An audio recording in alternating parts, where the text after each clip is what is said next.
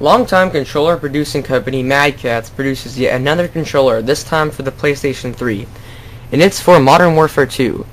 Now, the first thing we notice is it's a lot bigger than the original PlayStation 3 controller, as I will compare. It's a lot fatter, wider, mainly because on the sides it has a lot of this rubber, I guess for grip, I don't know. On the packaging it describes enhanced pistol grip, but I really don't see any difference when I'm playing my games. The rubber doesn't really seem to do much for me, but I mean, that's cool. Instead of Sony, like we see on the old controller, it has Modern Warfare 2. As a matter of fact, looking at the back, we see the Infinity Ward sponsorship, which is the creator of Modern Warfare 2, and MadCatz, which is the maker of the controller.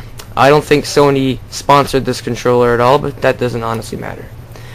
Okay, so this controller operates differently. So you plug this into the USB socket on the PlayStation 3, and once on the bottom you hit the on switch, it'll start searching for the signal. And when this is plugged into your PlayStation, it'll, wirelessly hook up, and you have a connection.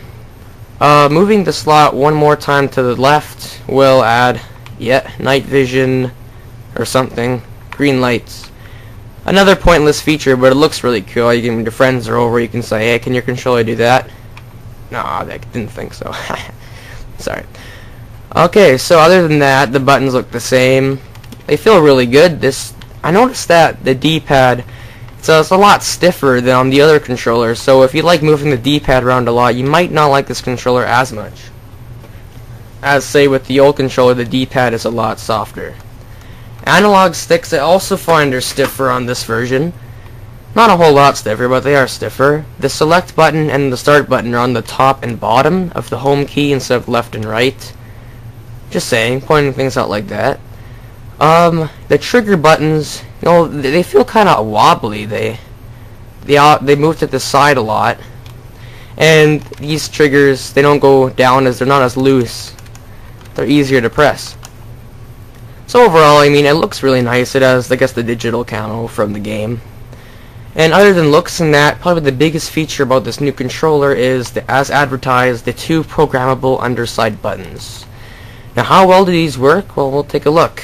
There's a switch that you can flip.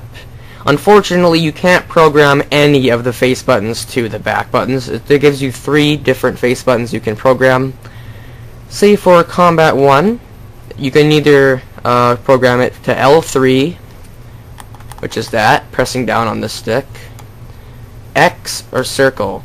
Now, if you wanted this button to be a different face button, you won't be able to do that because it only gives you these 3 options. Even still, though, having circle underneath is a lot faster to press than having to go like that, I suppose. Because then your fingers away from this controller. Same goes for the Combat 2 button. That gives you triangle, square, and R3, which would be this, and pressing on that. Those are the only buttons you can program. Even still, though, it's very nice to just be able to press it really quickly while playing. However, I do see that when I'm playing, I do naturally have both my fingers meeting up in the middle of the controller, so I do wish that these buttons weren't so far apart and just closer together, but I mean, whatever, it's still comfortable to play with, I suppose.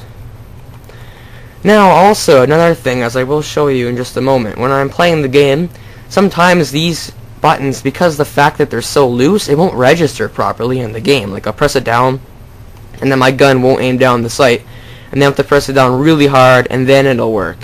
Same goes for the fire button, and I find that this can be pretty annoying.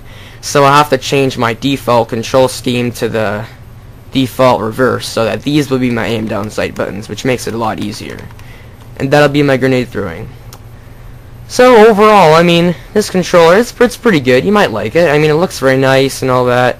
The buttons are actually, in all honesty, a little bit worse than the default controller. I think the placement of the buttons and the fact that some of them are stiffer, and that these should have been a bit closer together. I don't know, the controls, just, if you're looking for a better way to play or a combat edge, you probably won't be getting that. That being said, though, it is a pretty badass controller. It looks really good. The light up things are just awesome. And when you're comparing that beast to, say, this boring old controller right here, it just looks a hell of a lot better. This thing is, looks very boring, but perhaps, arguably, these controllers are better. But in any case, I think if you go out and buy this controller, the Modern Warfare 2 MadCatz, you will be happy with it. Although you might not be willing to pay the $50 retail price for something that's pretty similar to the original controller control-wise.